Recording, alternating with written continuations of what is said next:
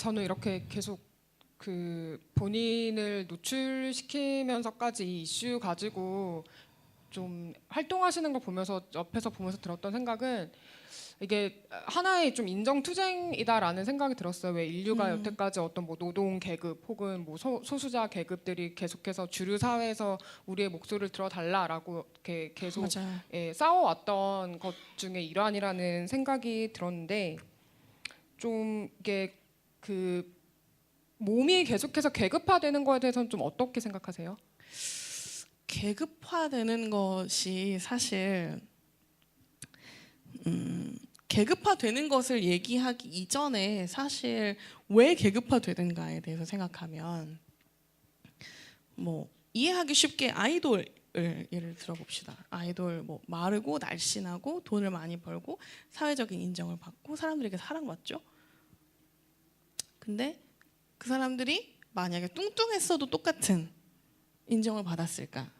근데 사실 그렇지 않다는 거죠. 우리가 마른 몸 혹은 우리가 사회적으로 합의된 아름다움 혹은 정상인 체형에 어드밴티지를 주고 있는 거예요. 취직에서 불리하게 작용되고 혹은 애초에 취직되지 않거나 패션 디자인을 전공한 분 여기 혹시 계십니까? 안 계시네요? 패션 디자인을 전공했는데 취직이 안 돼요. 디자인 회사에, 패션 회사에. 왜? 옷 사이즈, 피팅 모델 사이즈가 아니어서. 실제로 그렇습니다. 패션 노조가 있어요. 디자인 노조였나? 아무튼 패션 노조 그런 문제에 투쟁하기 위해서 생겨난 노조가 있을 정도예요. 그리고 그런 것들 때문에 어떻게 돼요? 나는 이 직장에서 잘리면 안 되니까 뚱뚱해지면 안 되잖아요. 그럼 어떻게? 그런 거에서 사회적인 압박, 그 직장에서의 압박을 느끼면 그게 섭식장애로 이어지는 거죠.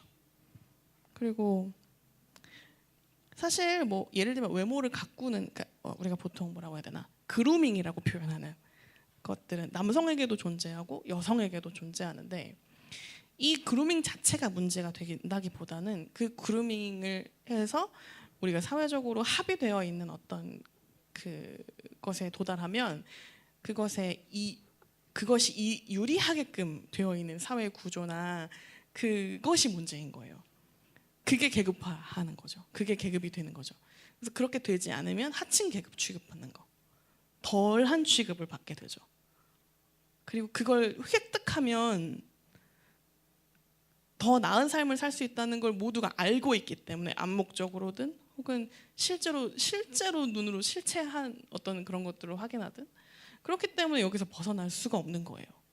그래서 이렇게 어드밴테이지를 주는 것 그런 것을 신격화하거나 우상화하는 거 문제이지 않습니까? 라고 얘기하면 이 목소리는 너무 작고 사회는 너무 크고 그래서 이게 변화하지 않는 것 그래서 내가 나의 몸을 그 시스템 안에 맞춰 넣는 게 훨씬 빠르고 그게 나를 위해서 그러니까 나를 위해서라기보다도 그게 좀 더 빠르고 편리한 거죠.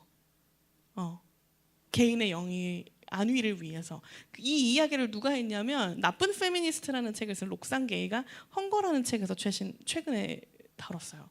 저는 정말로 이게 100페이지를 넘어가기가 너무 힘들 정도로 그 본인의 자신의 어떤 회고기도 했지만 그런 사회적인 문제들을 아주 면밀하게 아주 그 문장 단위로 쪼개서 생각하게끔 만드는 그런 지점이 있었다는 생각을 했었어요. 그 저도 헝거를 읽으면서 처음 생각해본 지점이 정말 많았었는데 저는 그래서 느낀 게 이 다양한 몸을 가진 사람들의 목소리가 영화나 문학이나 뭐 시나 다양한 매체로 나와야 되는 게 또 간접 경험이잖아요. 그 맞아요. 몸에 대한. 그래서 그런 이야기가 너무 없다, 너무 삭제됐다라는 생각이 들었고요. 그런 면에서 편집장님께서 계속해서 좀 그런 서사를 만들어내는 노력들을 하고 계신 것 같습니다.